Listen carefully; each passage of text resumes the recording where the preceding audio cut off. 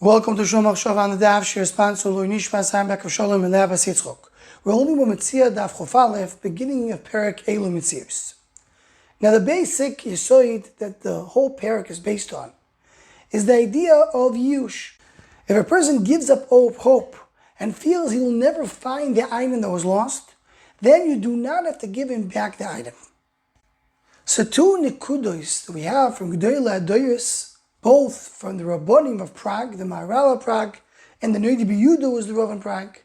They both say ideas in Agat and Machshava to understand the concepts here of Yush. So the first idea is what the Maharal brings in Bera Goylu Bera Sheni. The Maharal in Sefer Bera Goylu comes to protect Chazal from the people that questioned what Chazal say.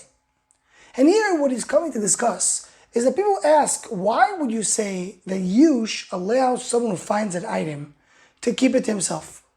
But if you go to any other civilized country, a person finds something that belongs to somebody, the proper thing, the right thing to do is to give it back to him. One finds a wallet and he's able to figure out who's the owner. Even if the owner gave up hope, the nice thing to do is to give it back. What's Pshad al Pi Torah, you don't have to give it back.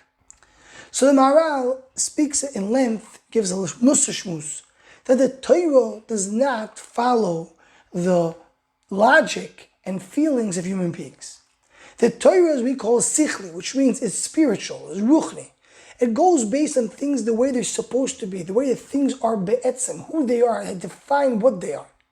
Not based on what people feel that's a nice thing to do.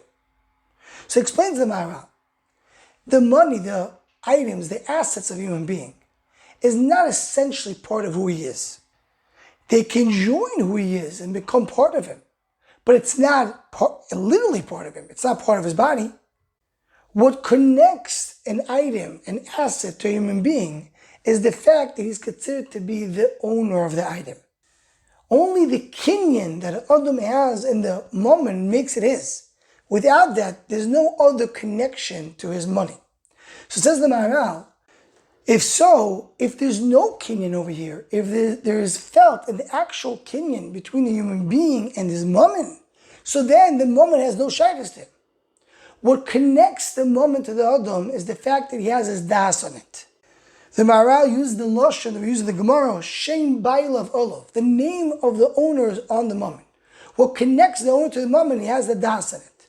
The minute he gave up hope, the minute he has a yush, so you're missing that connection between the owner and the mammon. So immediately the mammon doesn't belong to him. So that's what he explains. If a person is misyash, but the thing is still in his possession, it's still connected to him because it's in his possession. But if the yush happens and the item is not in his possession, there's nothing to connect the item to the Adam, and immediately everybody can take it. That's the reasoning of the Torah, says the Maharal. And ends the Maharal with another musar shmuz saying, you see from here that the money, the assets, are not really part of the Adam. A person dies, doesn't take with him the money. So a person should not work so hard on his money and assets because it's really not part of him. The second nekudo is the Noidi B'Yudo and Drushi at Tzlach Dush Chavdalt. And there he goes into the sugya and Amud Beis regarding Yush Shaloi Midas. So the Tzlach has a drush, he speaks there, it's a Dosh Shabbos Tshuva, and he says that one of the biggest issues that we have is that we give up hope to do tshuva. And he goes on to say that there's 6 things that prevent someone from doing tshuva. And the simmer of these 6 is Yal Kagam. What is the first one that causes a person not to do Yush? It's Yush Shaloi Midas. That's the first item in Yal Kagam. So says the Noidi B'Yudo, the first thing that causes a person not to do tshuva is what's called Yush Shaloi Midas. Meaning he doesn't know, he's not aware of the fact that tshuva can come and rectify everything.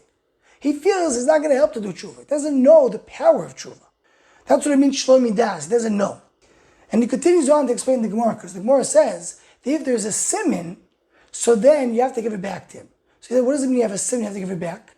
As long as the person still has some shaykhs, and is able to retrieve the avedo, meaning, if someone's going to come and give him musar, he's going to be able to retrieve himself and figure out what he has to do.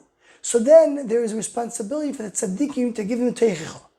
That's what it means. There's a responsibility to give back the aveda. If there's a siman, meaning there's a way for the owner to connect it, there's a way for the person to come back, then you don't say Yush Lamidas according to everybody. Everybody agrees you have to give it back. But then the Gemara says, if it's bezuta shel yam, if it's lost in the sea, then you don't have to give it back, rachmon hasharia. Says this is referring to somebody who is completely out, has no interest in coming back. Toichecha won't help. He's bezuta shel yam. He's in the place of all the klippos. There you don't have to give it back. Meaning that tzaddik doesn't have to give toichecha to the rasha to make him do tshuva. And where is the machlekes Abai and Rava? Says that Tzlach, the machlekes is when there's no siman. What does it mean there's no siman? He doesn't know what he did wrong. The rasha did so many bad things that there's no way for him to pinpoint and say, this is what I'm supposed to do to fix it. So in this, there's a machlekes. Abai says, lo yaviyush.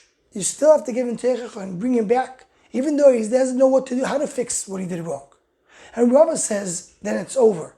If he doesn't have a way to come back, so then you don't have to give it back to him, meaning you don't have to give him teichach. But we paskin, like Abaye, means that tshuva works for everything. So in summary, what the Noda B'Yida is saying is that the discussion of Yu Shalom Midas and the discussion here in the Sugya is referring to what extent a tzaddik needs to give teichecha to a rasha who's doing a Hearos who is lost. As usual, attached to the shir is the source sheet, which is worthwhile to look inside. Anyone who wants to join Shomachshava email list to WhatsApp, please email shomachshava@gmail.com.